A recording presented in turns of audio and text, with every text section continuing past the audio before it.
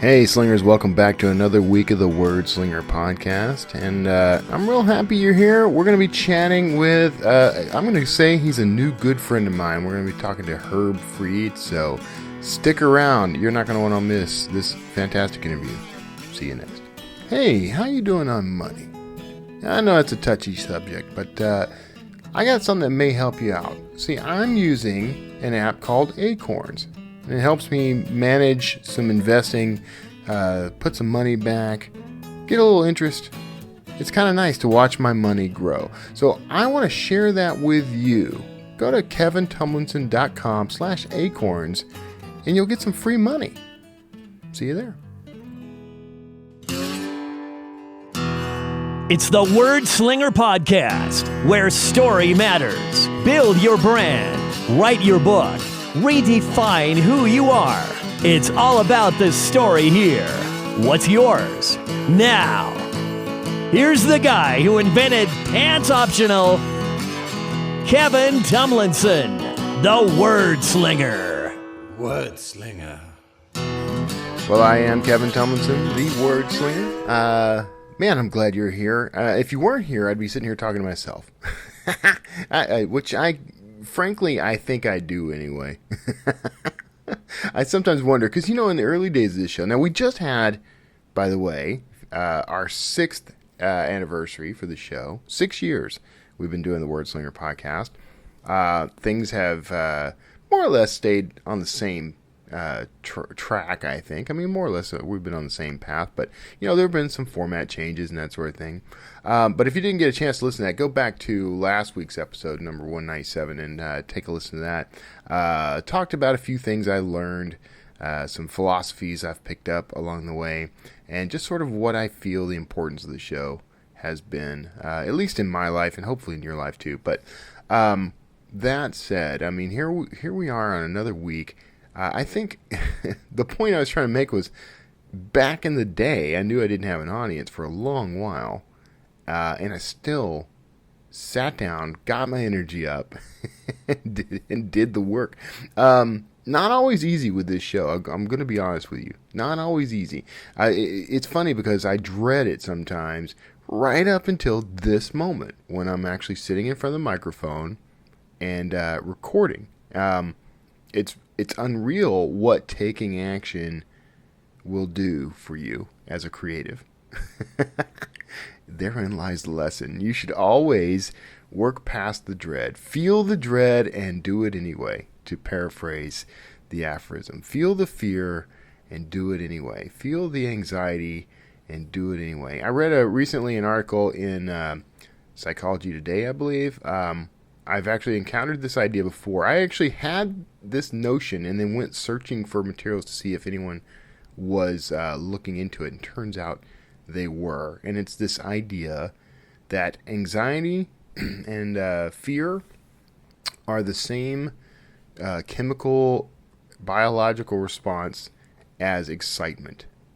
So if you can just change your perspective and decide that what I'm feeling is not anxiety, but is instead excitement, it changes everything about what you do next. And a big part of that is feeling the fear and doing it anyway. So feel the fear, acknowledge that it is fear, and say to yourself, I feel excited.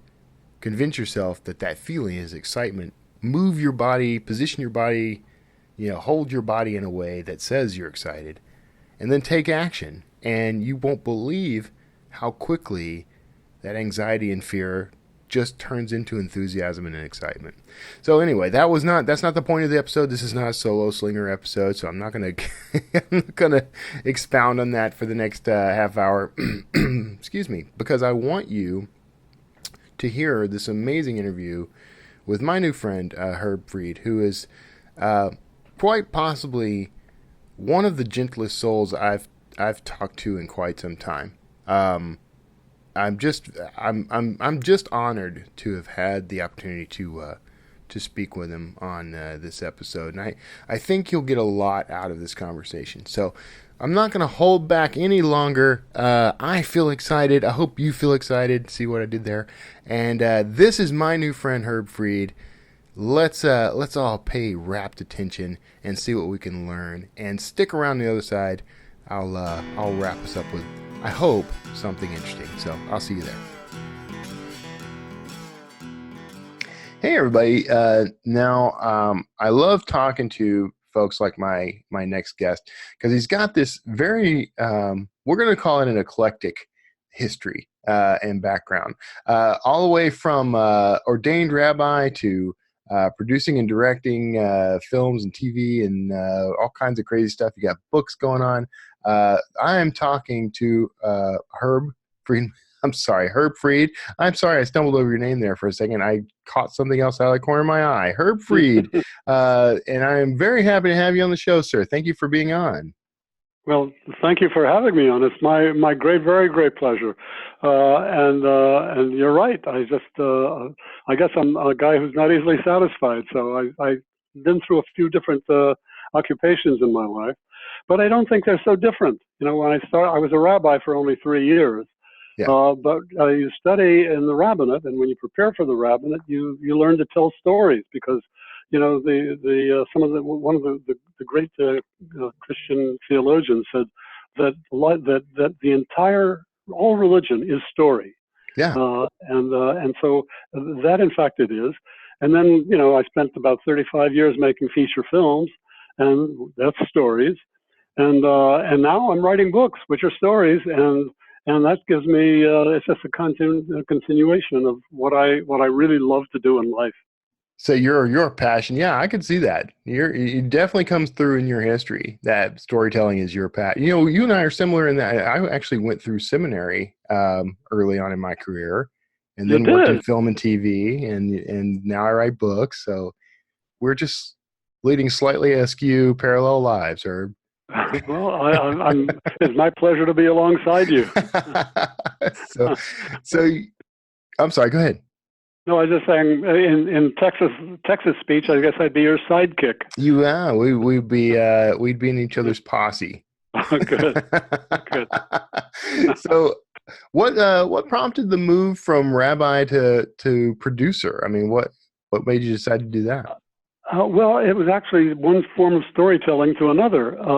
But the life in the rabbinate, in the clergy in general, was it took a lot out of me. You're in the life cycle of everyone in your community and your congregation. Uh-huh. You're there for the joy, and you're there for the burial and the death and the pain. And to be perfectly honest, as a young man, I just couldn't take it. It was just too hard for me emotionally. And though it gave me some pleasure, the one thing it didn't do is make me laugh. Yeah. And I love to laugh, and I find that when I'm writing, and I only started about 7 years ago. When I'm writing, I find myself laughing, crying. And then if I feel like it, I call my mother. It's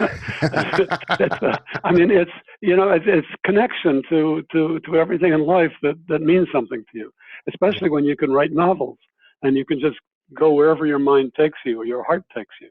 Yeah. And that's a great pleasure for me.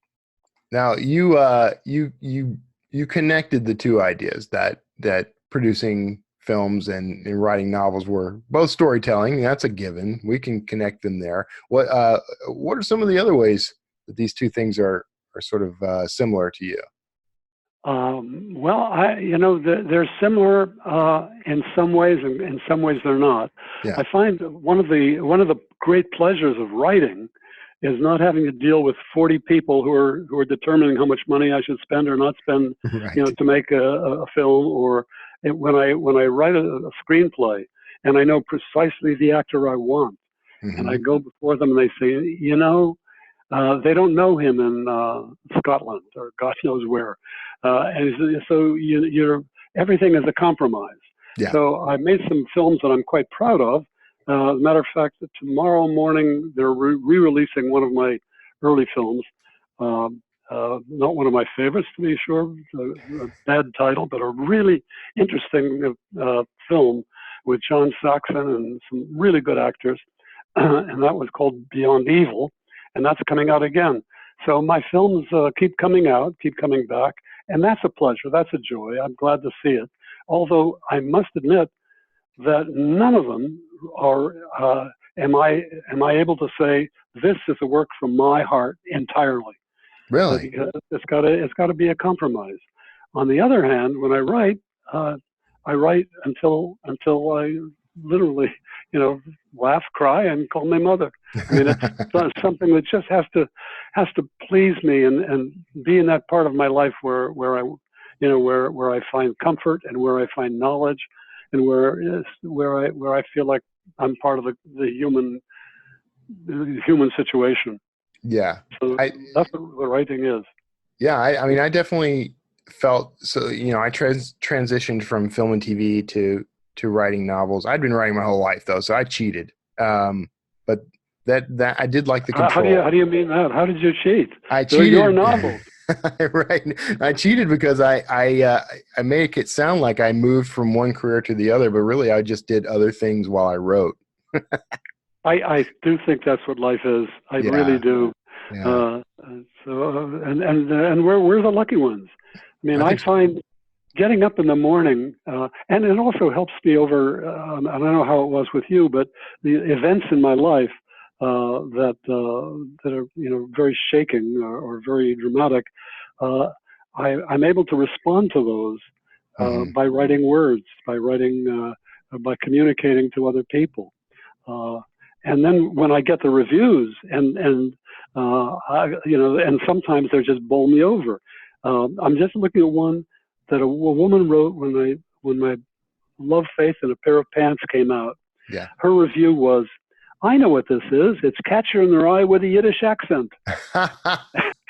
and you just sort of, I'm not communicating with all these people. You must have felt that yourself, don't you? Oh yeah. When you write your book? Yeah. I love when people connect that way. Like they sort of have their own aha moment that your book reminds them of some other work that you maybe had no intention of emulating. Yeah, I did not think about Catcher in the Rye when I wrote that book. Yeah. Well, since you brought it up, well, go ahead. I'm sorry. No, I was just saying, that and I have no idea, where it was going to come from. I started to write, Yeah. And then I had enough pages, and we said, the publisher said, let's get it out for Christ's sake. Stop changing. Let's get it out. Let's sell some books. Exactly. Yeah. I love, there's sort of I don't know if you'd call this a subtitle or just a description. I don't know, but you say it's a novel in stories. What does that mean exactly?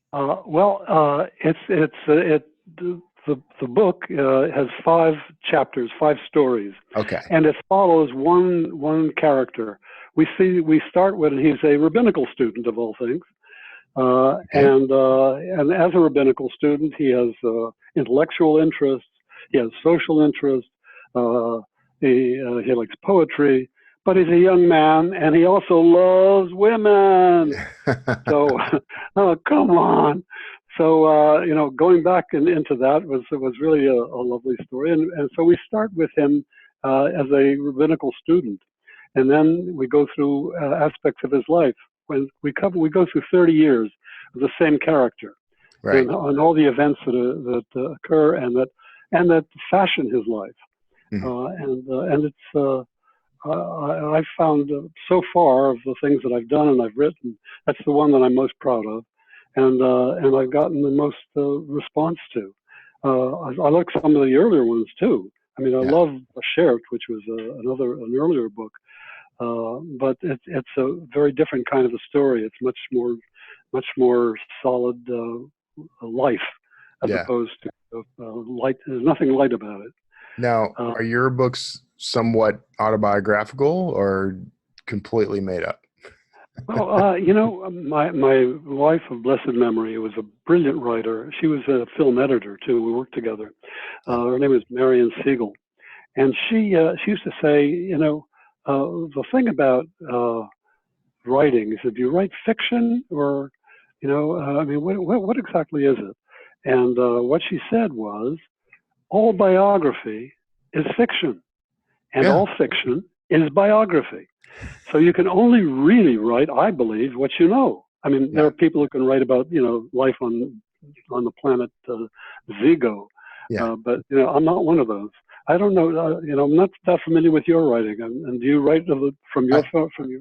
yeah. I mean, I write archaeological thrillers. So like Indiana Oh, Jones type stuff. So great. definitely my life. That's definitely based on my life. Of course. Swinging into adventure and I think that's wonderful. Well, I find the same thing. I mean, my characters are, sound different and yeah. they talk different, and some do have that what one writer called the Yiddish accent, or what editor Right. or called the Yiddish accent. That happens occasionally, but there are other accents too, and there are Mhm. other aspects of the writer, of me, as I see them, and I just find that it's so much fun to be able to call up, and then I can rewrite aspects of my life Yeah.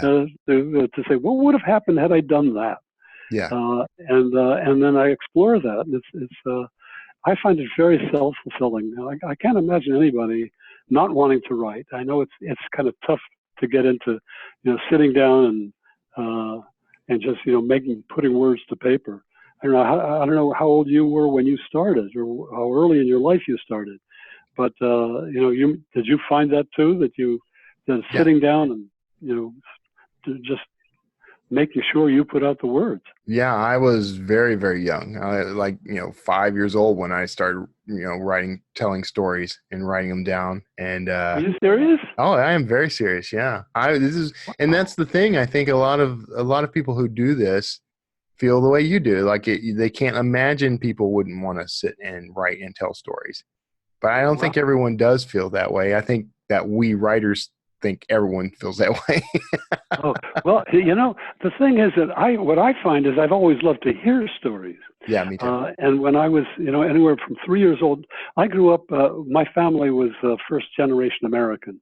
And Okay. my grandmother was born in Russia and never really learned to speak much English, Hmm. which was very funny. And I lived in Ohio, in Youngstown. And the neighbors were all the same. They came from Russia, they came from Italy, they came from many different places. And the older women never learned English, but they would sit on the glider on the porch, and they would sit there in the summer and they would talk to each other.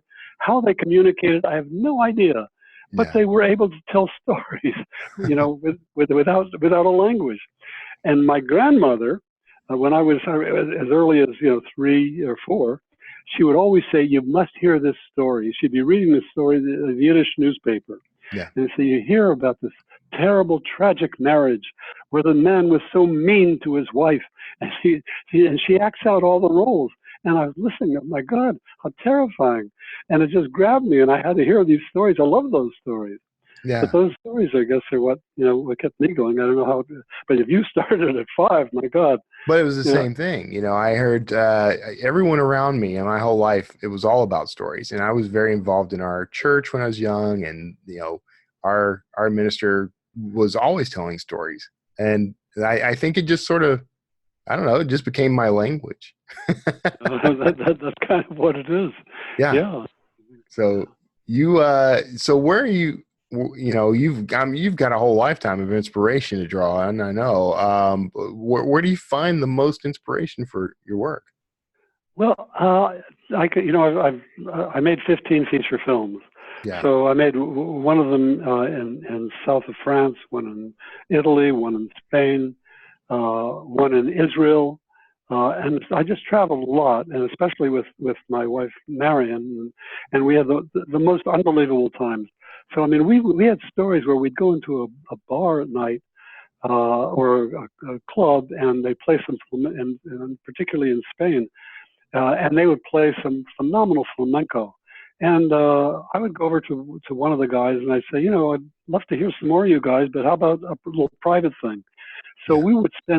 they would take us to some God knows where, with 2 other guitarists, and they would start playing all kinds of music, and they would tell us stories about the Catalan, and all these things sort of made a major impact on my life.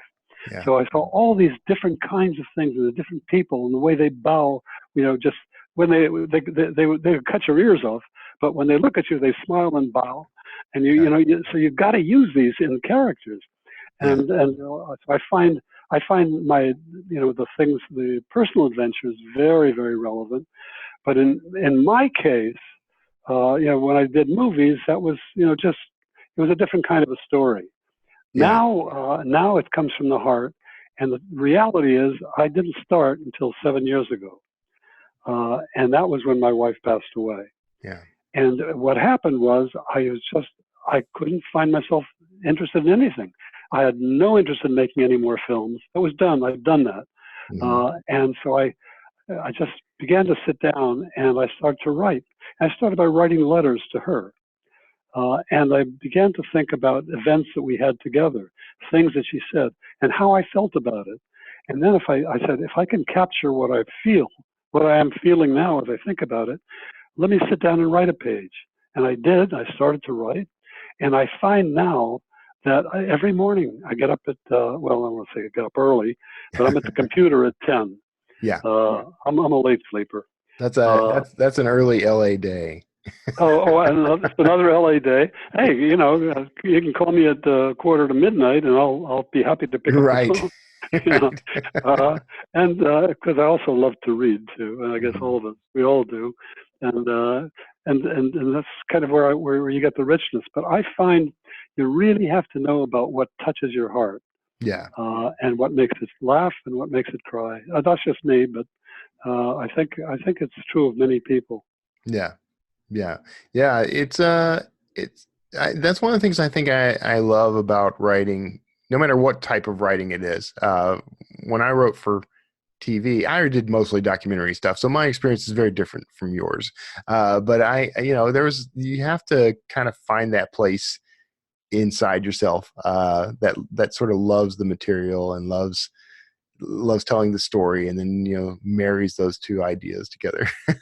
Well, yeah, I understand perfectly. But how long have you've been writing a long time then? Yeah. I've written my whole life. I've written professionally since very young, like 12 years old. So but I didn't start writing novels until in my like 30s. So you got ahead of me. And your novels are primarily action stories. Yeah, mostly. Yeah. So, and I write some nonfiction stuff too. So. Oh, good. I know that because a bunch of my films are action pieces. Yeah. Which is why I can no longer hear. It takes a toll on the eardrum. When you've got car crashes and explosions, and I think the worst one I ever did was an underwater scene, and I can't even remember who was in it. I know the guy, the big karate guy. I forget his name. Bruce Lee. Pardon me? Was it Bruce Lee? No. No, it's an American. Actually. American. Oh, okay. Chuck Norris. Chuck Norris. Okay. Norris. So there were three Norrises, as a matter of fact, three brothers. Yeah. And the one scene was underwater. Wow. And just being underwater as much as I was, I got up and I kept shaking my head, and I mean it takes a toll. Yeah. So I guess you'd have to call that would fit as sacrifice, wouldn't it? Sacrifice for your art. Sacrifice for your art. Yeah. And I think if you have to go through some kind of traumatic experience at least once in order to call yourself a true artist. I think that's fair. Yeah. I think that's fair. And then the process is fascinating too, because you never know. I think that's that wonderful song. You never can tell. Yeah. You never know what the public is going to feel about it, and then I also find, I don't know if you find this too, but I have a wonderful publicist and editor, and she's phenomenal. Actually, she came up with the title "Love, Faith, and a Pair of Pants." Oh, okay. And my next book, which is coming out, she had another great title. That won't come out until the end of the year, but that's called "Gracias a la Vida." Thank you, life. That sounds great. Yeah. So but she does, and I find I mean, I'm so grateful for these people who really understand what's in my heart better than I do in many instances. Yeah. And I find that really, really helpful. I don't know if you found that too, but I mean, have some but, amazing people in my life that make my whole life possible, and so I know exactly what you mean. yeah, yeah. We're a nation of people. I don't think we just can't get along. I think it was Aristotle who said that. Yeah. Initially, that there is no such thing as living alone. But you say you were in the clergy too. Were you Yeah, actually in it? briefly. Yeah. Oh, I went through a whole little program and was ordained and did some things, and I decided it wasn't quite the right path for me. I'm still very spiritual, but I didn't stick it out as a minister. yeah. But you hit the right word, spiritual, Yeah. because that's the one great carryover, I think, from the clergy. Yeah. And I'm not embarrassed by it.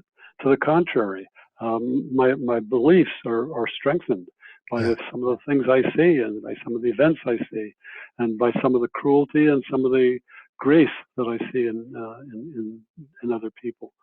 And Yeah. I think, quite frankly, in today's times, it's really important to have something solid, that you can refer to. Yeah, I agree. Yeah, it's especially now. I mean, it seems it's a very divisive time. Yeah. Everybody's it seems like they're all set to be against each other. Yeah, Uh, yeah, we it's need we're something. the blue team and the red team, and Yeah, and there's just doesn't seem to be any way to communicate.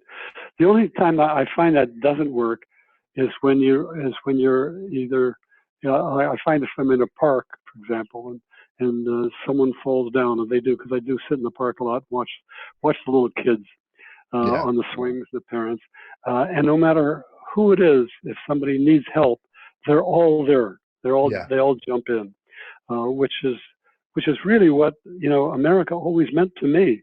yeah. In fact, in one of the stories of Love, Faith, and a Pair of Pants, it's about the mother, the rabbi's mother, and her name is Bertha, Okay. and she grew up in Russia, and this is in the story. And a good part of the story is that she feels that the one thing that she must do in this life is to become a citizen of the United States of America. And the Okay. question is why? And she said, because in Russia, every spring in the village that she grew up in, there were no paved roads. So the water that fell from that fell from the snow and melted just became filth, as Yeah, they rolled down. And so in her village, she said the men would sit around ponds of filth, and when they see a stranger coming by, they would guide him in and throw him into the filthy water and keep him there. And yeah, everybody would laugh. And my mother said, in America, if somebody falls down, everybody reaches to pick him up. And she says, and that's what America means to her. And so she is determined in that story to realize her greatest gift, her greatest dream, which is to become a citizen of the United States of America. So that's a good story to start with, yeah. if anybody's interested. It's called Bertha, the Okay. story. But Can the stories be read out of order? Is that the way they're set up? one can, because it goes follows the one main character Uh-huh. when from the time he's in his 20s, to where he's just almost where he becomes 60. Yeah. Uh, but so that's where that is. But the actual essence of the story would work anywhere it goes. Okay. It's a totally different story. You can Uh, switch it all up and tell a non-linear story to yourself if you want. So sort I'm of sorry. choose your own layout kind of thing. There you go. There you go. I'm with you. Yeah, I don't mind that. That seems like that would be kind of a fun way to approach a book. Uh, Yeah. Your title. I got to tell you, I have only a tiny issue with your title because the tagline of this show is that I'm the guy who invented pants optional. So, Oh, really? I did not know that. Well, I'm honored. I'm honored indeed. So maybe my book should have a little tag, and don't forget to just whatever you do, just remember Kevin Tomlinson. That's all. Yeah, well, fine. It'll all come out right. It'll all come out right. That's Yeah. right. So, so that's there. So what's you say you got another book coming up soon? Yeah, we do. We do. I say we because I've worked very closely with my publicist. I try not to work so hard with my editor because she's difficult. By difficult, I mean she doesn't love everything I do. Yeah, right. And my wife is difficult like that. Yeah, I know, but I think that's either heresy or mutiny or whatever. But and especially because she's generally right. Yeah.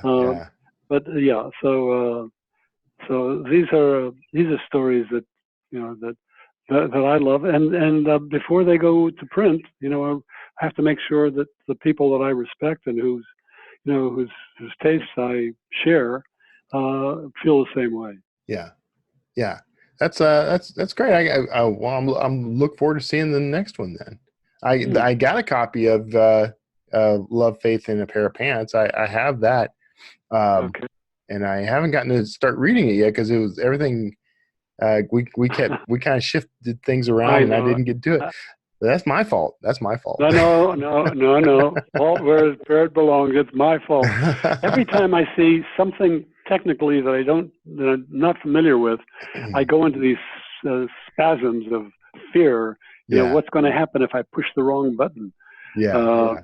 So and because that is not something I'm very familiar with.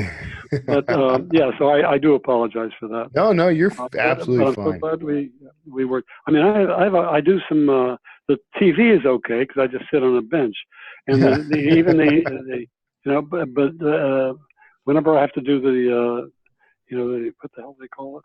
When I'm looking at my own TV. Yeah. Let's say. I don't know. I slip out of that. Every so often.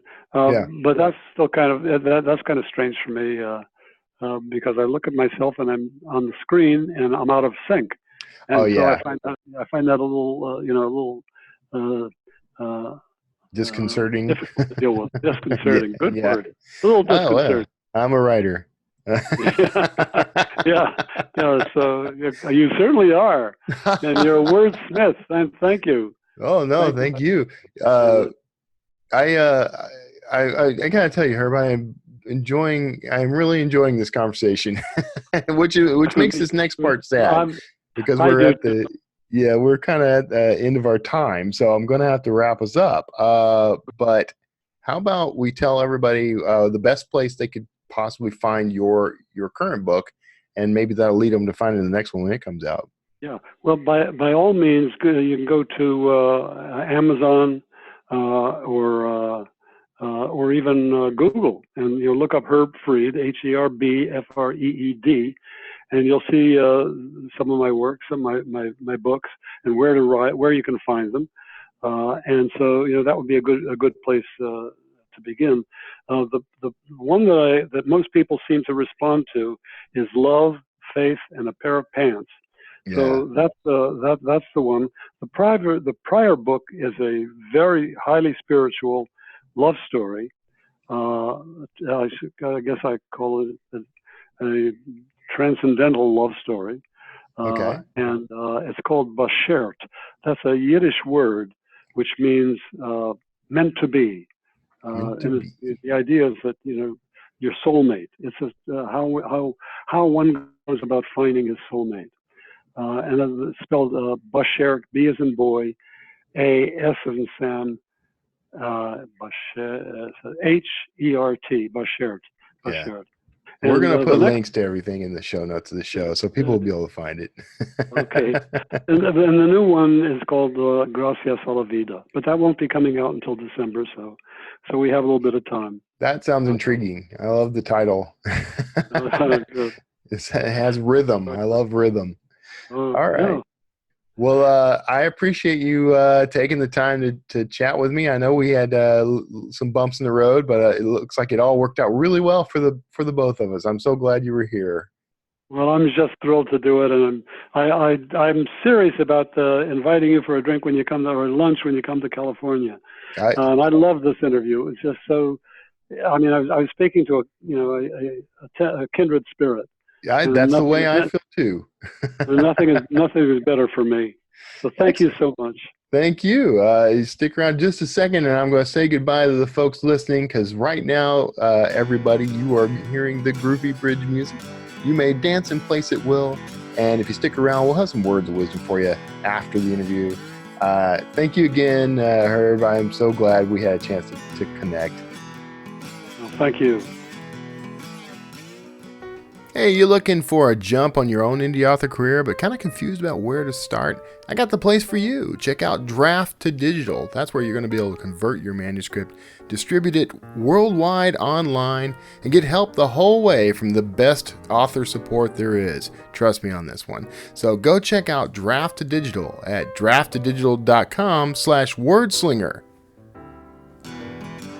Hey, thanks for sticking around after that fantastic interview with Herb Fried. I hope you enjoyed that. Every now and then I meet someone in this business that I'm so happy I met, you know. Herb is definitely one of those guys. I'm going to take him up on his offer, by the way, to come swing by and visit him if I'm in LA. Which could happen. I mean, we're going to be doing the whole RV thing here soon, starting in April, so it could very well happen that I get a chance to meet Herb in person. I hope I do. And he just seems like I don't know. I love meeting people that, even without seeing them, because Herb and I did this interview over the phone, which is a little different than most of the interviews I conduct. But I could still see the light in Herb, if that makes any sense. Like, it still came through in the audio, and I hope it did in this episode too. That is going to wrap us up for this week on the Wordslinger podcast. I'm trying to keep these things kind of light for you, because I no longer do the hour-long episodes out of respect for your time. But I hope you got something beautiful and wonderful and inspiring from this episode. Now, this weekend, I will be in Austin. I'm going to be hanging out with Aaron Minke. Not really, not literally. I'm going to be hanging out in proximity to him as he does like a live presentation of lore, which, if you haven't heard that podcast or seen the Amazon Prime television series, you should check those out. This is fascinating stuff. But I'm going to be in the general area of him. He won't know I'm there, more than likely, unless I get a chance to kind of greet with him later. But if you're in the Austin area, my wife and I are going to be hanging out. We're going to treat this kind of like a little mini vacation. I'll still be doing some writing, but if you spot me in the wild, please say hello. I'd love to chat with you, and I can introduce you to the backbone of my existence, my beautiful bride, Kara. I did not forget her name there. I just hesitated on whether or not I should say it. I don't know why. I say her name all the time. I don't know, whatever. Crazy days. Anyway, thank you so much for being a part of the Wordslinger podcast. These 6 years, and many more to come. It looks like, looking at the numbers, I got a 200th episode coming up. Maybe I should do something a little special. You tell me. Pop in at wordslingerpodcast.com. Send me an email. Tell me what you think I should do for the 200th episode of Wordslinger Podcast. It's kind of interesting to hit 2 milestones within like a couple of weeks of each other. So, very excited about that. Tell me what you think I should do to mark the occasion. Be sure to subscribe to Wordslinger Podcast on your favorite podcasting app. Whatever you're listening to right now, go find the show, subscribe, and do me a favor and leave me a review, especially if you're on iTunes, which may no longer be iTunes. I'm confused. I don't know where things are going, but Apple. Find me on whatever the name of the Apple platform is and leave me a review. Once that happens, I should get an alert at some point, and I may even read your review on air. Make sure also you slip on over to wordslingerpodcast.com and get on the Word Slinger mailing list, which I may have to do a little cleanup on. Everybody's kind of on high alert about the mailing list since I kind of dusted it off, and that's on me. That's an important reason why you should maintain a healthy mailing list with engagement rather than letting people sit for months or years with no word from you. I'm so much better with my author mailing list than I am with WordSlinger. But go check that out. Get on that. Say hello to me. Email me from there if you like, and we will we'll work something out there. And otherwise, thank you so much for the honor of sitting in with me. It's my honor that you are sitting with me. So thank you so much for being a part of the show, of this journey. And God bless you. And I hope you have just a fantastic week and weekend ahead. And I hope your writing career takes off into the stratosphere. We're going to help you get there. See you next time.